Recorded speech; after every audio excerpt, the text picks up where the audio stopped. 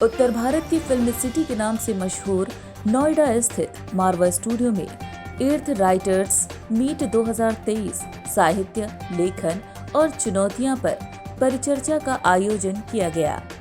दीप प्रज्वलन और गणेश वंदना के साथ कार्यक्रम की शुरुआत की गई। इसमें doctor Sandeep Marwah, chancellor of the university of media and arts, president ICMEI, Diwakar Goyal, प्रसिद्ध लेखक देवदत्त शर्मा, IAS पूर्व अध्यक्ष Noida, Poonam Bhatia, Dinesh Upadhyay, Kumar Rakesh, Sushil Bharti, secretary writers association of India ने अपनी गरिमामय उपस्थिति दर्ज कराई। कार्यक्रम में उपस्थित अतिथिगण को पुस्तक भेंट कर स्वागत किया गया। बता दें कि इस परिचर्चा का उद्देश्य लेखक को किन किन चुनौतियों का सामना करना पड़ता है, शब्दों का किस तरह से चयन करना चाहिए, पुस्तक विमोचन से पहले किन किन बातों पर ध्यान देना चाहिए, इन विषयों पर बातचीत की गई। Doctor Sandeep Marwah, chancellor of the university of media and arts, president ICMEI ने सभी लोगों का शुक्रिया अदा किया और कहा, जहां ना पहुंचे रवि वहां पहुंचे कवि। जो कुछ भी लिखा जाता है उसकी विषय वस्तु, उसका कलेवर लेखक को समाज से ही प्राप्त होता है। लेखक जो देख रहा है और जो भोग रहा है उसे ही वह कागज पर उकेरता है।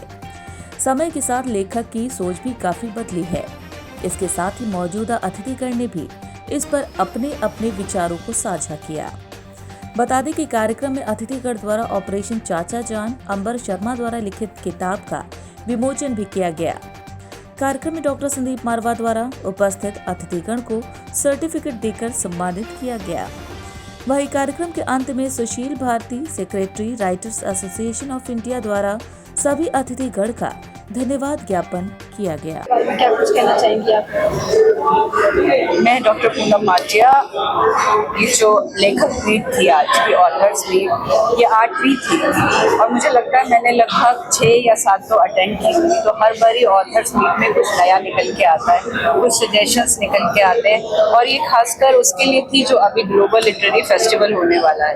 तो ग्लोबल लिटरेरी फेस्टिवल मरवा स्टूडियोज में AAFT तरह जब से स्टार्ट हुआ, मैं इसके साथ जुड़ी हुई हूँ और आज की मीट भी बहुत सक्सेसफुल रही, बहुत अच्छे आइडियाज़ आए और संदीप मारवा जी के निर्देशन और जो सुशील भारती जी करते हैं, प्रोग्राम को इम्प्लीमेंट करते हैं, जो निकल के आता है प्रोग्राम हमेशा ही अच्छा होता है। आज भी बहुत अच्छा कि जब लेखक कोई भी होता है तो उसको लिखने के लिए एक प्रॉपर एनवायरनमेंट चाहिए होता है और लेखक बना नहीं जाता, लेखक जो होता है वो पैदा होता है, उसका शिल्प सुधारा जा सकता है। तो आज बहुत सी चुनौतियां हैं, लेकिन उन चुनौतियों से पार पाके अच्छा लेखन होना चाहिए। जो समाज की दशा है उसको दिखाते दिखाते समाज के लिए दिशा का निर्माण होगा। सर, आज के कार्यक्रम के लिए क्या कुछ कहना चाहेंगे? 8 मीट करी गई राइटर्स के बीच। ये मेरा सौभाग्य है कि मैं राइटर्स एसोसिएशन ऑफ इंडिया का अध्यक्ष हूँ और देश भर और दुनिया भर से बहुत सारे लेखक, ऑथर्स, राइटर्स, पोइट्स जो है इस संस्था से जुड़े हुए हैं। पिछले 8 साल से हम लोग ये हर साल एक गोष्ठी करते हैं जहाँ पर विभिन्न मुद्दों के ऊपर चर्चाएं होती हैं। राइटर्स की क्या क्या प्रॉब्लम्स हैं, राइटिंग की क्या क्या प्रॉब्लम है, बदलती हुई भाषाओं की क्या वजह हैं, ये सारी इस बातें विभिन्न क्षेत्रों से जुड़े हुए अलग अलग राइटरों के मुंह से सुनाई देती हैं और उसके साथ हमारे पास एक बहुत सारा ऐसा मैटर एकत्र हो जाता है जिसको लेकर हम लोग अपने अगले ग्लोबल लिटरेरी फेस्टिवल की तैयारी में जुट जाते हैं। 9वां ग्लोबल लिटरेरी फेस्टिवल सितंबर एंड में हमने तय किया है और जिसकी तैयारी इसी राइटर एसोसिएशन ऑफ इंडिया की चर्चा से शुरू होती है। बहुत अच्छे सुझाव आए, उन तमाम सुझावों को हमने नोट किया है और आने वाले दिनों के अंदर हम लोग उनका पूरा इस्तेमाल करेंगे। सबसे बड़ा सुझाव तो ये भी आया कि जो हम हर साल एक इतनी बड़ी राष्ट्रीय गोष्ठी करते हैं वो क्वार्टरली होनी चाहिए, हर 3 महीने के बाद होनी चाहिए, ताकि हम लोग ज़्यादा से ज़्यादा राइटर्स को इसमें इन्वॉल्व कर सकें। साल का ज़रूरी बात है कि एक दिन जो है वो सबको नहीं भा सकता। अगर यही बात साल में 4 दफ़ा अलग अलग डेटों पे चर्चाएं चलेंगी तो बहुत सारे लोग उन तारीखों के ऊपर समय निकाल कर यहाँ तक पहुंचेंगे। तो इसको सुझाव को भी हमने ले लिया है। आने वाले दिनों में अब हो सकता है कि हर 3 महीने के बाद ही राइटर्स मीट हुआ करेगी। ग्लोबल फेस्टिवल जो लिटरेचर का हम लोग करते हैं, जबकि उसको आज सारी दुनिया पहचानती है, और ये बात मैंने इसी मंच से आज लोगों तक पहुंचाने की कोशिश की कि तकरीबन 70 मुल्कों के देशों ने हमें अपना कल्चर एम्बेसडर नियुक्त किया है। और इस बार ग्लोबल लिटरेरी फेस्टिवल में ये तमाम 70 देश डायरेक्टली या इनडायरेक्टली हमारे साथ फिर से एक बार भाग लेंगे, और जो हर साल बढ़ता चला जा रहा है। पिछले साल अगर ये 50 थे तो इस साल एक साल में 20 देश और हमारे साथ जुड़े हैं। तो मैं समझता हूँ कि अपने आप में ही ग्लोबल लिटरेरी फेस्टिवल एक बहुत बड़ा भव्य मेला होने वाला है। I am Dr. Diwakar Goyal. I am chairman of Aero Academy of Aviation Science and Management. Besides that, I am a writer and a poet also. It was a nice occasion to have this kind of meeting association where Dr. Sandeep Marwa has made a great effort to have all the writers here. And I think his message goes very well and to the large sector of society that how to encourage the writers. And today's seminar, you see a lot of new ideas have come, like to join the publishers also, how to promote the books also, how to have the Hindi also across the country. And Dr. Marwa has kindly given the 8 years of Narendra Modi that book to everybody, and it is quite surprising and a very pleasant affair that he has given participant certificate to everybody, and all audience have become the speaker. That was a unique thing, which is very rare actually. I never found it, and I am very happy that I gave my books also. My books are in different languages also. So I wish all the success for it.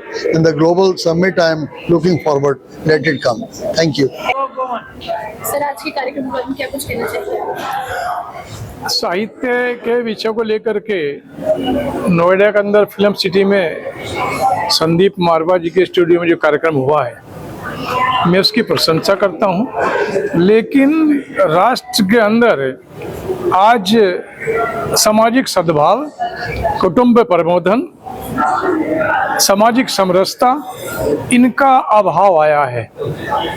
रिश्तों की मर्यादाएं टूटने लगी। साहित्य विशेष है, आवश्यक है।